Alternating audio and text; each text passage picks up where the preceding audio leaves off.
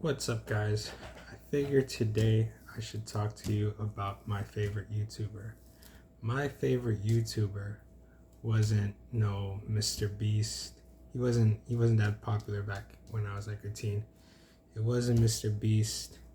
It wasn't Critical. It wasn't um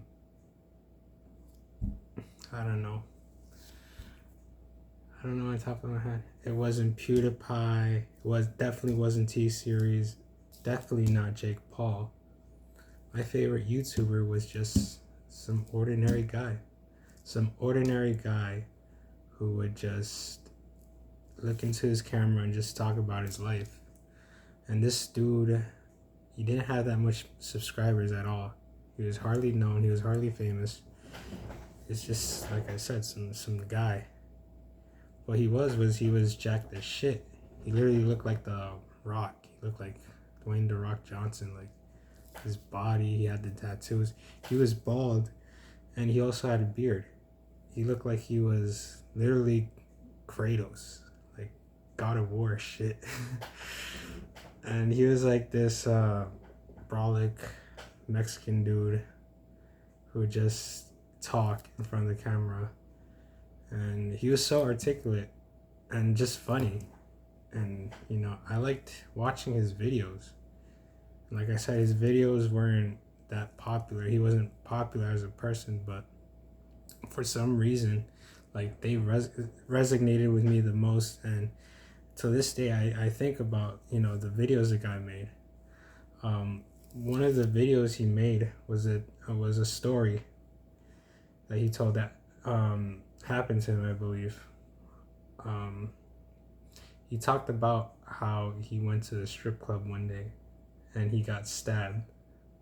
He got stabbed for standing up for one of the strippers for being chivalrous.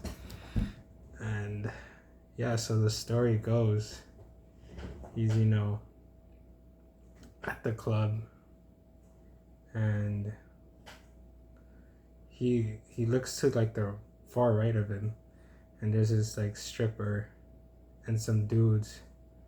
It's getting like loud. They're arguing and stuff.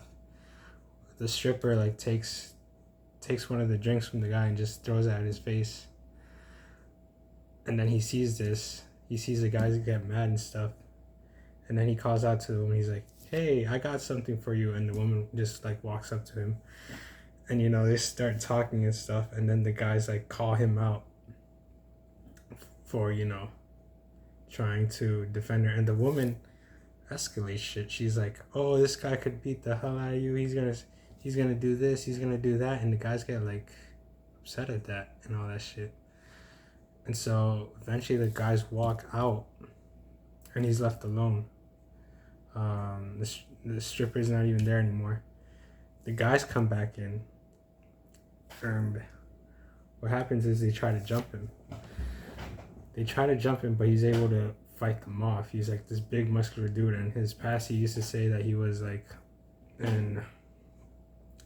he was in the border patrol. He was in Homeland Security.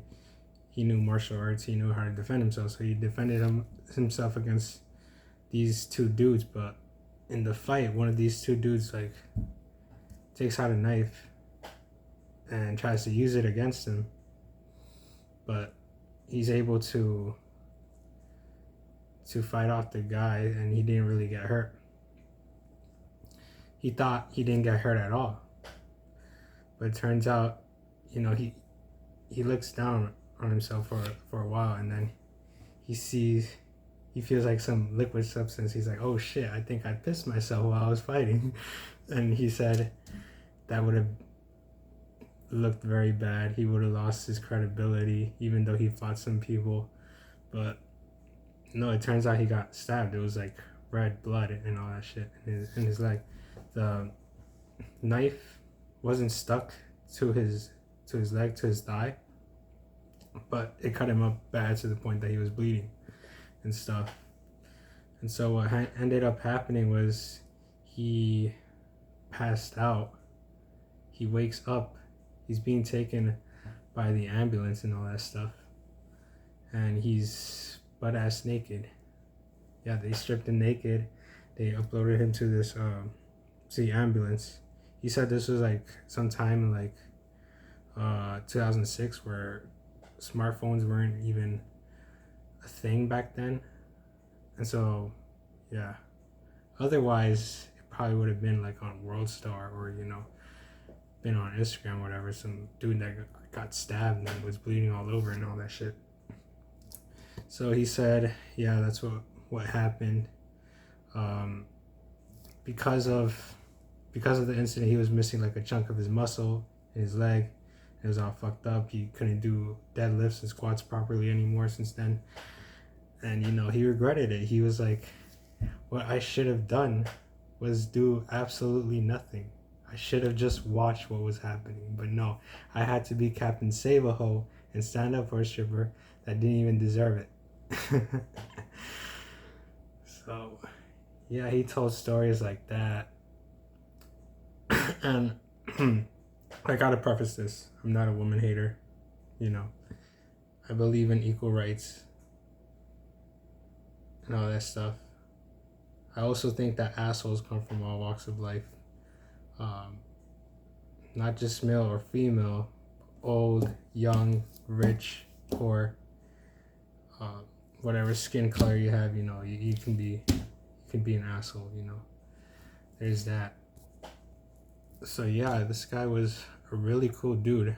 I think the name of his channel was Warlock Juan. Yeah, kind of an odd name. This guy was also pretty much like a nerd as well. Like he was into Fallout. He was into like Predator, Aliens, all that kind of stuff. So he was like this big ass dude that went to the gym and was into all these, Marvel, DC, and all this stuff, which I thought was pretty cool. And what happened was that, yeah, he was just making these funny ass videos, like calling out women, calling out simps. Like back then, they weren't even known as simps. This was like in 2016, 2018. He was making fun of people that are just giving money to women online and all that stuff. And yeah, for some reason, he got like so much hate and backlash from these people. These fucking losers, actually ended up finding out his job, and he was like a teacher in Texas. They found out about his job, they flagged it to the school, they reported it to the principal, and so he was given an ultimatum. He was like, you either, get rid of the channel or, you lose your job. And what happened was that he chose his job over, his channel, whatever. His channel, I don't even think you can find it anymore. He took down all his videos and all that stuff, which is pretty sad, but I understand, why he did it. He chose his career over, making videos on YouTube, and he said he liked his job. He liked what he did. He liked teaching. He paid off like a huge portion of his mortgage because of his job. He was making six figures. He was like a Fed, so he worked for, as I mentioned before, Border Patrol, Homeland Security, and all this stuff. He quit that sort of line. He was a police officer too. He quit that sort of line, and he talked about interesting stuff. He talked about like the corruption and being a cop. He talked about all that sort of stuff. And it sucks that he had to delete his stuff. I mean, they were pretty good. I watched his stuff back then, and once I couldn't find it, I was like, shit, well, I couldn't find it. That makes YouTube more shit than it already is, It's like his channel was like a golden gem on YouTube compared to all this stuff, small, not well known, but it kicked ass. Now I can't even watch that, I can't even enjoy that or some of the things that I used to do, because I don't know, feels like everything has gotten boring now. to some extent. When you're trying something new, it gets exciting. It's like very exciting for like the first year or two, and then the third year and the fourth year, you're just like, oh, you still do it and all that stuff. But, it's not as exciting as it used to be. So yeah, I thought I should talk about that. It was a pretty cool channel, but it sucks that you don't see that sort of edginess. You don't see that sort of wittiness from people. When people make a YouTube channel and talk about the real shit, they get taken down and ostracized, which sucks. It shouldn't have to be that way. Things should be more fun. We should all have like a thick skin and make jokes and all that stuff. But we're just not allowed to in this day and age. Like, damn it, everything is either like racist, too much, too edgy, or homophobic and all that stuff. But yeah, I thought I should share that. So yeah, I think I'll leave it for the next video. I'll definitely talk about something more exciting than this. So yeah, peace out, guys, and good night.